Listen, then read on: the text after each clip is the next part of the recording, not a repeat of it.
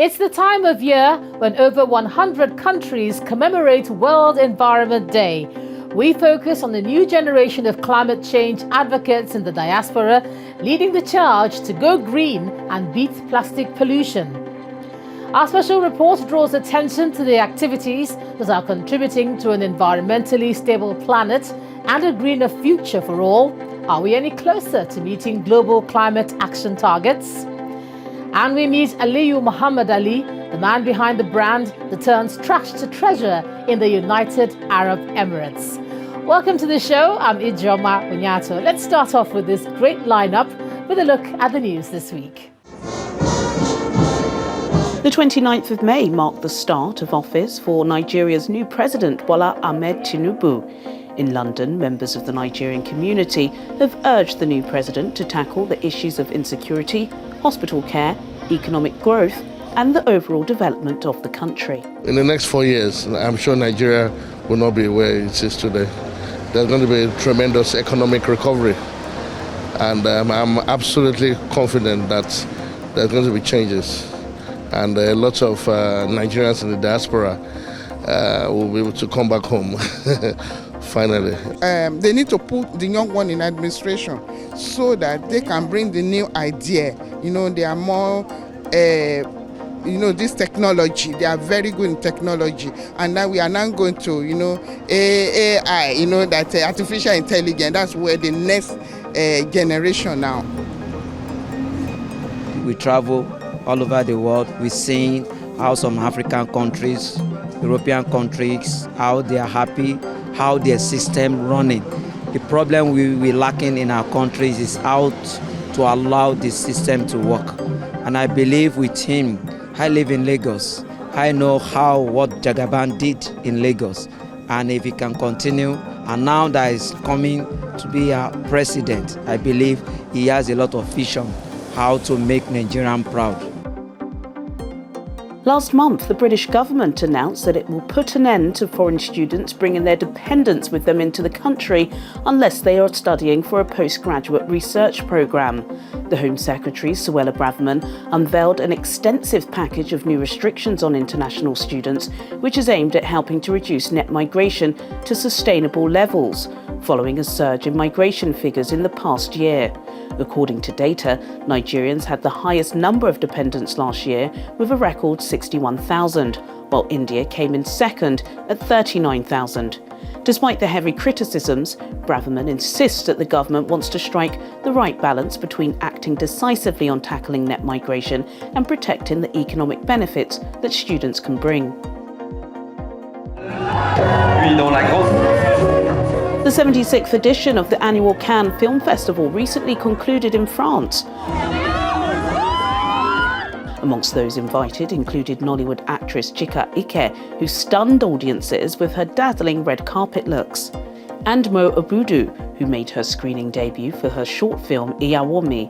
The critically acclaimed film, which translates to My Wife, is about the emotional turmoil of a household following the revelation that a man's wife has seemingly become possessed by evil spirits. In partnership with the Nigerian International Film and TV Summit, the festival also hosted its 5th edition of the African Pavilion, including a special Nollywood Day. The 9-day event featured conversations with notable guests such as the Nigerian ambassador to France and keynote speakers such as Cinemax CEO Okpe Ajayi, RMA Productions founder Ronya Mann, and Dakar Court Festival director Molly Kane. Juliana Olayinka with the Diaspora Network News Wrap in London. Now, World Environment Day is a reminder that as climate change continues to affect us all, we must find sustainable ways of living and working to reduce habitat loss, pollution, and of course to protect the environment for future generations. Here are some of the faces in the diaspora committed to impactful climate-saving solutions.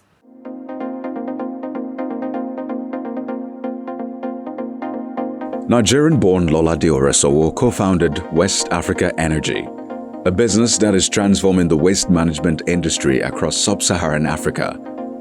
In recognition of her almost 1 decade of service to the industry, she has received numerous awards. Lolade is a recipient of the Outstanding Young Nigerian Entrepreneurs Award, and her company was recognized by the former UK Prime Minister Boris Johnson at the 2020 UK Africa Investment Summit as an organization to watch out for.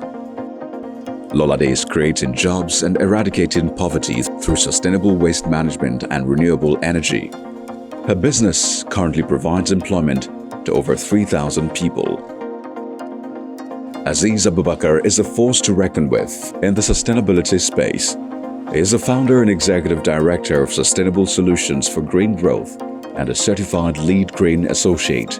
He served as a delegate at some of the world's most prestigious green events, including COP26, COP27, and Youth for Climate, where he shared his expertise, insights, and ideas with fellow sustainability leaders from across the globe. He emerged Sub-Saharan Africa Regional winner at the 2022 World Bank Group Youth Summit Case Challenge. Aziz is using his experience and passion to drive progress and effect positive change. His work has impacted countless individuals, communities, and organizations. Chima Williams is another passionate climate change advocate and achiever. The Executive Director of Environmental Rights Action, Friends of the Earth Nigeria, an organization dedicated to protecting human ecosystems through human rights and promotion of environmentally responsible governmental, commercial, community, and individual practices in Nigeria. Chima was named among the 7 winners of the 2022 prestigious Goldman Environmental Prize, annually awarded to environmental heroes from each of the world's 6 inhabited continental regions. To change the narrative in environmental practices in our communities as a result of extractive industry operations. Now, while World Environment Day this year focuses on beating plastic pollution, over the past 5 decades, the day has grown to be one of the largest global platforms for environmental outreach, with millions of people from across the world engaging to protect the planet. Let's take a look at the impact of the call to climate action. World Environment Day is celebrated annually on June the 5th to raise awareness, support action, and drive change for the protection of the environment.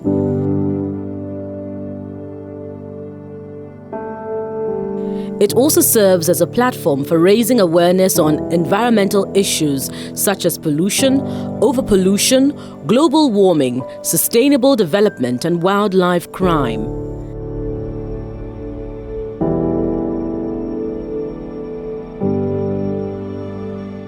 The campaign is supported by non-governmental organizations, businesses, individuals, as well as government entities.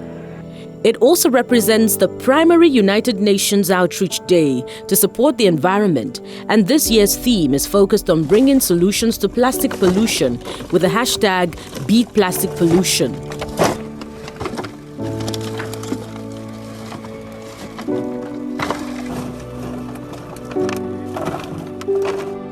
According to the United Nations Environment Programme, global plastic production has risen exponentially in the last decade.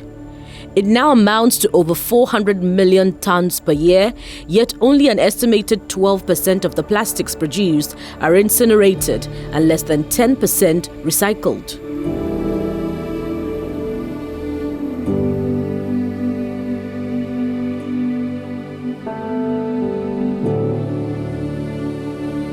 An estimated 19 to 23 million tons end up in lakes, rivers, and seas, leading to clogs in landfills, leaching into the ocean and combusted into toxic smoke, making it a threat to the planet. The linear plastic economy is gushing pollution galore, choking our ecosystems, warming the climate, damaging our health. And as ever with the triple planetary crisis, that crisis of climate change, the crisis of nature and biodiversity loss, and yes, the crisis of pollution and waste, people in the poorest nations and communities, they suffer the most. Current commitments will only reduce plastic pollution by 8% by 2040, so the tap is still wide open. And this agreement could be, must be, shall be the tool that the world uses to close that tap. Please bear in mind that only elimination, reduction, a full life cycle approach, transparency, and a just transition. Only those can bring success, because the truth is that we cannot recycle our way out of this mess. Recycling infrastructure is unable to cope with today's volumes. There are studies showing that there's microplastics in our air, in our water, and in our bodies as well. And that's just one facet of the problem. If you go into the communities where plastic production happens, they're already suffering from very serious health risks and health conditions because of emissions, of contamination from these plastic production facilities.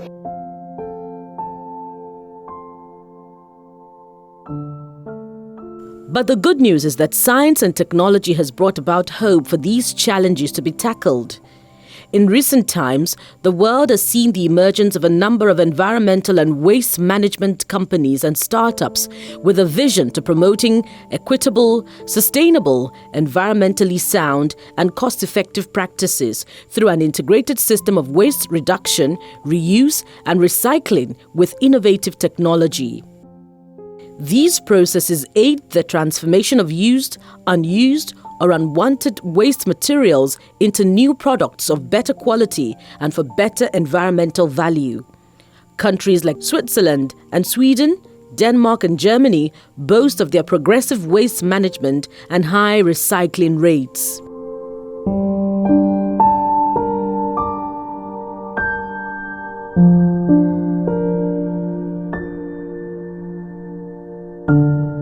Apart from creating a more sustainable environment for all, other benefits include job creation, economic development, and reduction in health risk factors.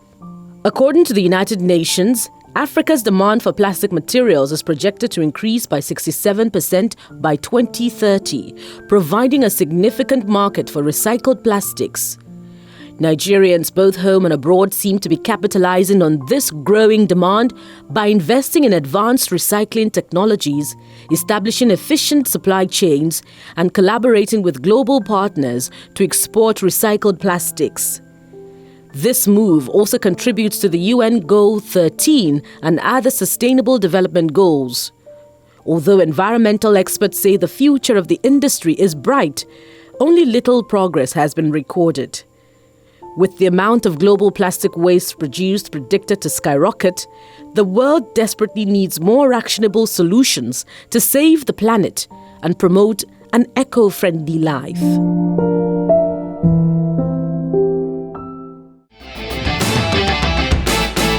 So the message to all is that more people need to make a commitment to protect the planet from degradation. Now, we found a man who's doing something really remarkable to beat plastic pollution in the United Arab Emirates. How? Well, he's giving new life to used resources. Aliyu Mohammed Ali is a visionary entrepreneur and sustainability expert who is recognized as a voice in the new generation of climate change and circular economy startup entrepreneurs. The CEO and co-founder of EFAZ, a Dubai-based recycling startup, is on a mission to give used resources a new life by using food and fast-moving consumer goods waste to produce organic compost, an industrial cleaning product, modernizing recycling and waste management methods to advance the UN's Sustainable Development Goals for a better world. Aliyu has broad experience working in the Middle East and Africa markets across consumer goods, logistics and supply chains, as well as technology industries. His expertise has not gone unrecognized, as he was honored as the Visionaries Under 40 winner by the P&G Alumni Network in 2019. He was also invited to showcase his climate-saving solutions at the 2022 United Nations Climate Change Conference, COP27. Aliyu has over a decade of experience in corporate and startup environments, strategic sourcing, logistics, and supply chain management. Apart from being a successful entrepreneur, Aliyu is also a dedicated philanthropist and actively serves as a mentor at the Startup Bootcamp, where he shares his knowledge and experience with the next generation of entrepreneurs, helping to build a more sustainable and equitable future.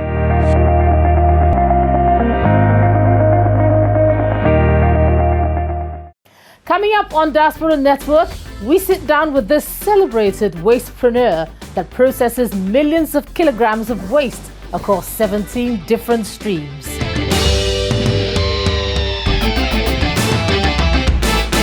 Welcome back to the program. Let's hear more from the man behind the brand that converts waste to wealth. He tells us about growing up and how he moved to Dubai to continue his education after experiencing a setback while schooling in Nigeria. I was born in northeastern Nigeria, in a state called Gombe State. It was carved out of Bauchi State. An interesting place. I had the most amazing first 10 years of my life there. And I grew up in a loving home, extended family with lots of uncles and aunties and cousins, so there was a lot of play. I was a very rough boy, as you can imagine. Like every other boy my age, I think I applied for every scholarship. I applied to every corner of the world, from South Africa to Ghana to the UK, US, everywhere, because I just wanted to get out. Because if you really think about it from that point of view of just being a geek, playing football, carefree, not carefree like they don't know, I don't know what I'm doing, but it's kind of like, you know, everything is just kumbaya, and then kind of like being thrown in the deep end of the reality of the country at the time, or the education system at the time. It shaped me as well, and I think there's still merit there, but it woke me up, and I kind of understood why everybody wanted to kind of take their kids out of that system and so on and so forth. So, as luck would have it, I got my opportunity. And my opportunity came not in the US or the UK. Some place called Dubai was booming at the time, and everything was about Dubai. And you know, I think I cried and manipulated my way into so many different things. But it was plain to see. And as soon as I got the opportunity, and credit and all thanks to God and to my parents for doing everything they could, you know, to throw me this lifeline. I took it and I never looked back. Long story short, I found myself in the American University in Dubai, amazing university. So if you think about maybe the setbacks I had with unnecessary delays, things I could not do anything about, I was determined to take charge and take control of my life, no matter what that meant. So there was no off-campus for me. I was in the dorms. There was no skipping classes for me. I was as close to the labs as possible, and I ate everything up. And toughest first year ever, not academically only, but culturally. The culture shock was immense. From the food to the way everything was conducted. But I was glad to be there. And his consistency when it came to taking charge opened up even more opportunities for him. Years down the line, his entrepreneurship side, coupled with the need to solve a problem, led to the founding of his startup. IFAS and sustainability was about looking at, the whole startup thing is about solving a problem. When we came here, we started to learn about climate change, right? Global warming, 1.5 degrees. Okay, we were busy trying to study and grab the opportunity that had been thrown at us. So we didn't pay attention, but we were conscious of it. We met friends. I made it an effort to mingle with everybody. I didn't just stick to our people. I wanted to learn. I understood what was important to them. Floods in Philippines and all this kind of stuff didn't really mean anything. I went to Procter & Gamble, and one of the first things I was asked was, do I know any recycling companies in Lagos, to be specific. I'm like smiling, because, and I understood that they had a zero waste target, that they were close to achieving zero waste in Europe. They had wind energy. So engineering background, nothing is beyond me. IT background, always looking for the next thing. Commercially minded, technically sound, and all this kind of stuff. But I did not understand why these were the things that they cared about, because I didn't care about them, right? But this is the issues that they cared about. And over time, I understood why it was important, right? IFAS is an answer to that question. When we built IFAS, we wanted to make sure that companies like that had a solution, specifically food and fast-moving consumer goods industry. The food and fast-moving consumer goods industry generates massive amounts of waste every year. What we don't realize, and I know this very well from my supply chain background, majority, maybe 50 to 70% of the waste that they generate comes from products that are damaged, expired, maybe obsolete, or even just misproduced from source itself, right? And about another half of that ends up in landfills. FAS is a circular economy startup that is committed to closed-loop recycling. That means what we do is we help these companies to take their supposed waste and we convert it into useful materials for other industries, thereby bypassing all that landfill talk. We lower air pollution, we create jobs, and we eliminate the idea or the need for landfills. To date, we've been able to remove almost 30 million kilograms of CO2 out of Dubai air. 30 million of anything is big, so no need to get too technical. We've been able to divert almost 10 million kilograms of waste away from these landfills as well. We're very, very, very proud of that. I can go on and on and on and on. And we've done that in just 4 years. As foreigners, in a foreign country with visas and visa issues, with nothing but an idea, maybe a little bit of stubbornness, but a keen eye for detail. IFAS to me also is a combination of my African roots, my Africanness, and everything that makes me a Nigerian and a northerner and all these other labels, and every single experience that I have had since I've come here. Learning from these people about how they do things and combining the two. I'm proud to say that we have raised the sum total of $0 from venture capitalists, from any other kind of capitalist or any bank or anything like that. I'm proud to say that in this place, we don't even have a company credit card. How did we do it? Whatever savings we had from working in the corporate world, a couple of friends here and there, we cobbled stuff together and we started. This I'm really proud of. And we did suffer a lot. And it was meant to be kind of like, let's try one last crazy thing, before we settle in and things like that. And it's just been one success or the other. This also breaks from the stereotype of, oh, you need like bucket loads of money, even in a place like Dubai. No. We sat down, we did they say a good carpenter measures twice, cuts once. So yes, we did all the measurement on paper, business plans and things like that. We understood what we needed and the kind of challenge that, the awesome challenge that we were about to face, and we faced it. We could have closed up many times, but we persevered, a little bit of the African discipline. We also went back to our measurements, that we learned from the corporate world and so on. And one thing has led to the other, and today we're here. So when we come to Dubai, they will give you the infrastructure. How did they do it? They invested in it, right? They will give you everything that you need so that you can contribute back into the society.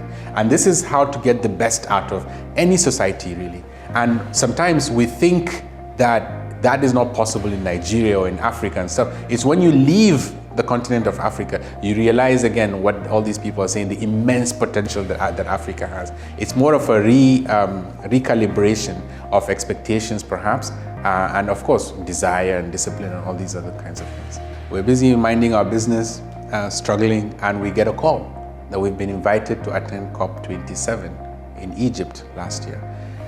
On merit, again. Someone somewhere saw what we were doing and understood that the fact that we are championing reuse, we're championing this closed loop recycling and creating products out of it, that was a better solution, a more now solution for the environment that the world needed to hear about. And we got to go to Sharm el-Sheikh in November last year, and we presented our solution, and we met some of the world leaders that help shape the direction that the planet moves on. And we're really, really proud of that. I'm extremely proud to say we are 40% women. That is not by accident. It's a belief of mine. Again, being raised by incredibly strong and tough women, I know the worth and I know the value. It's not a statement on TikTok for me, it's the truth. I was raised by strong women, and I believe that women, when they focus on an objective, they are incredible. Nigeria is becoming a little bit more industrialized. Even if it is in an ad hoc basis, it's starting to become a little bit more structured. Over time, you're going to see a lot more innovation. One thing that Lagos, I suppose, has pioneered is this startup mentality. With all the success of the wonderful startups there, when you go to the north, you see kids not waiting for that government job anymore, kids not waiting for handouts, kids going into anything and everything, startup mentality. And you see kids. I've advised someone on how to start their own recycling program in Kaduna State as well. So this movement continues to gain momentum, and hopefully it will continue to do so. We do have plans to expand not just across this GCC, but across the Middle East and Africa region over the next couple of years. A lot of things are in motion. A lot of things need to be in place for that to happen. Nigeria is the most populous black nation in the world, over 200 million people. Then you can imagine many of our current business partners also have operations in Nigeria. They're asking us to bring our expertise there. So I feel like it's only a matter of time before we do that. And I hope sooner rather than later we'll be able to do it. And I'm feeling more and more positive by the day.